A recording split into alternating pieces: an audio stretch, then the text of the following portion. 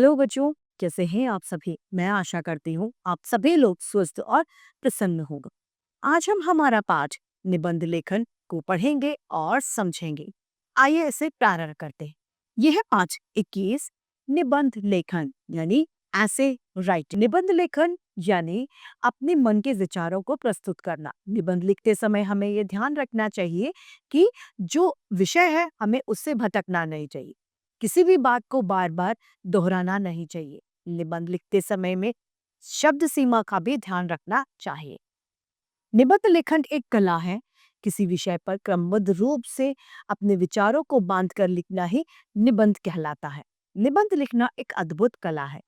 निबंध लिखते समय हमें यह ध्यान रखना चाहिए कि निबंध का विषय स्पष्ट होना चाहिए, भाषा सरल और सुबोध होनी चाहिए, भाषा रोचक होनी चाहिए तथा भाषा प्रभावी होनी चाहिए।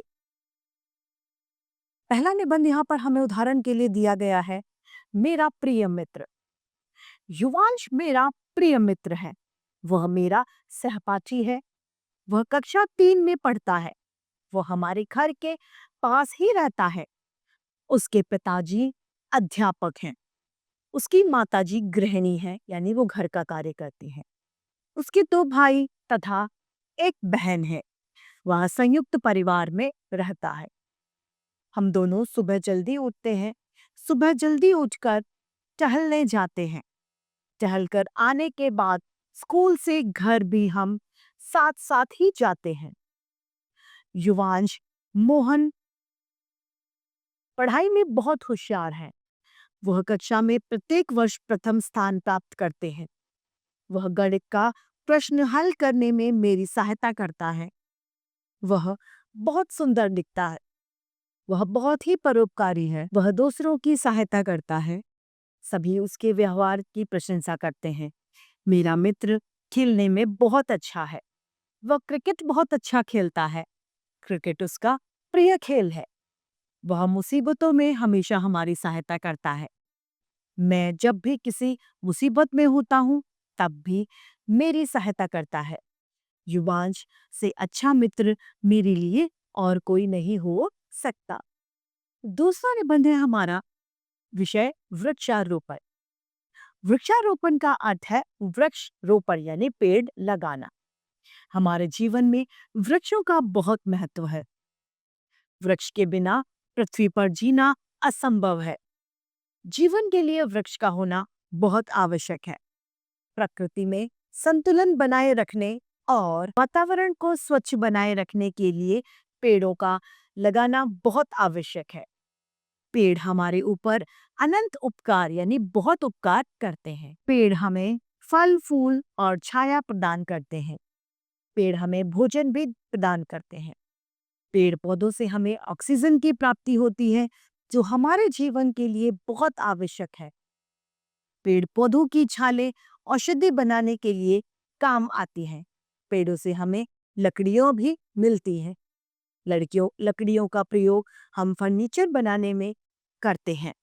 पेड़ों से ही कागज की प्राप्ति होती है। इसकी सूखी खपचियां बाद में काम में आती हैं। पेड़ पौधे हमारे पर्यावरण को सुरक्षित रखने का काम करते हैं। हमारे जीवन को पूरी तरह सुरक्षित रखने का कार्य पेड़ पौधों का है। इसीलिए हमें पेड़ों को नहीं काटना चाहिए।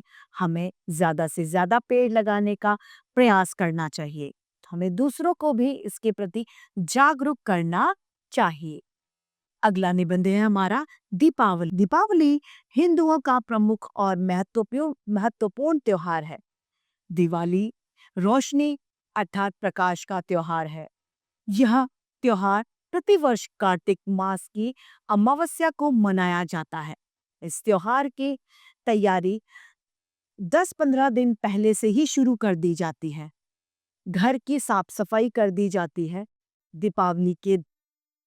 दीपावली से 1 या 2 दिन पहले पूर्व धनतेरस का त्योहार मनाया जाता है। दीपावली के दिन घर में तरह तरह के पकवान बनाए जाते हैं। इस दिन लक्ष्मी गणेश जी की पूजा की जाती है। चारों ओर दीप जलाए जाते हैं। मोमबत्तियां जलाई जाती हैं। बच्चे पटाखे छोड़ते हैं। बच्चे और बड़े सभी बहुत खुश होते हैं। हम एक दूसरे के घर मिलने जाते हैं, मिठाइयाँ बाँटते हैं। दीपावली के दूसरे दिन गोवर्धन पूजा और तीसरे दिन भाई दूज होती है। गोवर्धन पूजा के दिन भी पूजा की जाती है। भाई दूज के दिन बहनें भाइयों को मीठी चीजें खिलाती हैं। भाई बहन को तोहफे या उपहार देते हैं। इसीलिए दीपावली का त्योहार बहुत आनंददायक और प्रेरणादायक होता है। अगला निबंध है हमारा कंप्यूटर। आज का युग वैज्ञानिक युग है। विज्ञान ने अनेक आविष्कार किए। कंप्यूटर भी विज्ञान की ही देन है। आज का युग कंप्यूटर का युग है। हमारे जीवन का प्रत्येक क्षेत्र कंप्यूटर से प्रभावित है। कोई भी क्षेत्र इससे अछूता नहीं है। स्कूल, कॉलेज, दफ्तर, रेलवे स्टेशन, हर जगह ही कंप्यूटर है। आज कंप्यूटर का महत्व इतना बढ़ गया है कि यह शिक्षा का अभिन्न अंग भी बन गया है। प्रत्येक क्षेत्र के स्कूलों में आज कंप्यूटर की शिक्षा दी जाती है। कंप्यूटर की शिक्षा अनिवार्य कर दी गई है। कंप्यूटर पर इंटरनेट की सहायता से बच्चे पढ़ाई भी कर सकते हैं। कंप्यूटर एक ऐसा साधन है जिससे विश्व की जानकारी प्राप्त हो सकती है। भवन निर्माण और चिकित्सा के क्षेत्र में भी कंप्यूटर का बहुत बड़ा योगदान है। बड़ी बड़ी बीमारियों के इलाज में भी इसका बहुत बड़ा योगदान है। बैंकों और कार्यालयों में इसका बहुत महत्व है। अतः हम कह सकते हैं कि कंप्यूटर का बहुत महत्व है।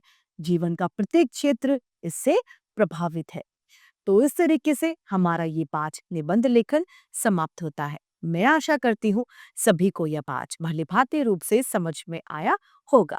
आज के लिए इतना ही। फिर मिलते हैं। धन्यवाद।